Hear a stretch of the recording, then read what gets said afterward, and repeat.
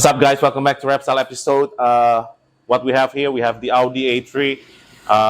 If you haven't seen this video, make sure you check it out. We do customize this. We changed the full body kit. We had another wrap before this. This client want to change for a new color, so this is how the color will look like. And yeah, it's a lot of work, but you know how we are. We paint the rims, calipers, window tinting. This is super mega project for this one. Even the interior, if you check on our old video, you will see we changed the interior as well for this car. Anyway, our latest project was the Land Rover Defender. We add stealthy matte PPF on that one. No add-on, no pre-cut, no bullshit. You know how we do here at WrapStyle. Should be seamless like a paint.